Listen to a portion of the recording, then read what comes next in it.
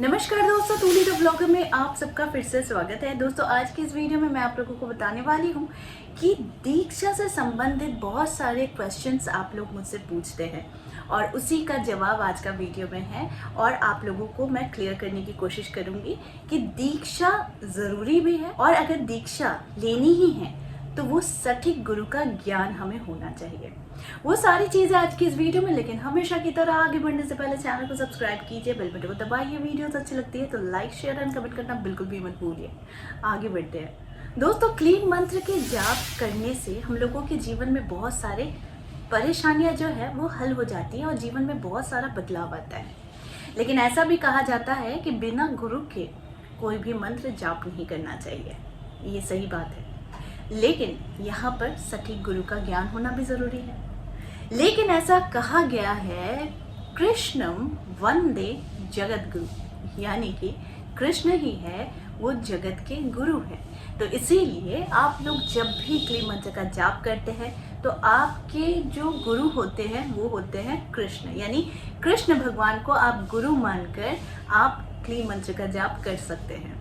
साथ में अगर आपके इष्ट देव का पता आपको ना हो तो आपको चुनाव करना पड़ता है कि आपका मन किसकी ओर जाता है, आपका मन बार बार किस भगवान की ओर खींचता है और आपको बहुत आस्था है उस भगवान पर। यानी कि जब तक आप लोगों को मालूम नहीं है कि आपके इष्ट देव कौन है, आपके गुरु कौन है, आप कैसे मंत्रों की जाप कर सकते हैं, तो मैंने आप लोगों को आज के इस वीडियो में बहुत अच्छे तरीके से क्लियर करने की कोशिश की है कि कृष्णम वंदे जगत गुरु, कृष्ण भगवान को ही जगत गुरु भी कहा जाता है। तो इसीलिए बेझिझक प्रश्न के आप कृष्ण के मंत्र का जाप आप कर सकते हैं, क्योंकि कृष्ण खुद ही जगत गुरु है। तो जगत गुरु से बड़ा कोई हो नहीं सकता है। तो इसीलिए आप लोगों के मन में ये द्विधा नहीं होनी चाहिए। अब मैं बात करती हूँ कि इष्ट देव का चुनाव कैसे करें।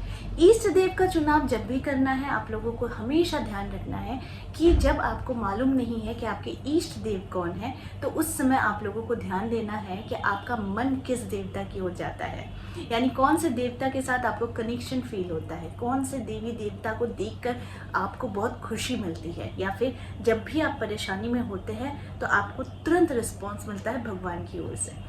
तो इस प्रकार से हम अपने इष्ट देव का चुनाव करते हैं कि जिनके साथ हमारा बहुत अच्छा कनेक्शन ही कह लेते हैं, कि जिनके साथ हम कनेक्शन फील करते हैं कि जब भी हम परेशानी में हो, जब भी हमें कोई तकलीफ हो रही हो तो ऐसे में हम भगवान को याद करते हैं तो भगवान को तुरंत पाते हैं। दोस्तों, यहाँ पर मैं आप लोगों को कहूँगी कि सर्वश्रेष्ठ गुरु ही होता है जिसके माध्यम से शिष्य को प्रगति मिलती है ना। तो जब हमें गुरु का ही ज्ञान नहीं और हमें पता नहीं कि सर्वश्रेष्ठ गुरु कौन है, यानी सर्वश्रेष्ठ गुरु कहने का अर्थ यही है कि वो गुरु जो जिनसे आप दीक्षा तो ले रहे हैं लेकिन आपको उनकी हिस्ट्री पता नहीं है, उनके कर्म कांड आपको पता नहीं है। तो ऐसे में उस गुरु से दीक्षा लेना व्यर्थ होता है। तो इसीलिए बहुत ही सोच समझ के गुरु का चयन करना चाहिए। ऐसा कहा भी जाता है कि भगवान है जो शिष्य को ढूंढ लेते हैं। शिष्य यानी कि उसकी आराधना किसी से छुपी हुई नहीं होती है, उसकी भक्ति किसी से छुपी नहीं होती है। उसे बार बार ये जाहिर करने की कोशिश ही नहीं करनी पड़ती है कि वो कितना बड़ा भक्त है, क्योंकि भगवान सबके अंदर विराजमान है और वो अच्छी तरीके से भली भांति से ये समझ सकते हैं कि कौन सा शिष्य मेरे लिए उपयुक्त है। तो इसी प्रकार से यानी कि दीक्षा हो गई, इष्ट देव हो गई, या फिर इष्ट देव का चुनाव हो गया है, गुरु का ज्ञान हो गया है। जब इनमें से कोई भी चीज़ आपको पता नहीं है तो सिर्फ और सिर्फ इस बात को याद रखिए कि कृष्ण जो है वो जगत गुरु है। तो कृष्ण को अपना इष्ट भी मान सकते हैं और अपना दीक्षा गुरु भी मान सकते हैं। मानने के बाद आप अपनी जो भी पद्धति होती है उसे फॉलो कीजिए और साथ में क्लीन मंत्र को जाप भी कीजिए।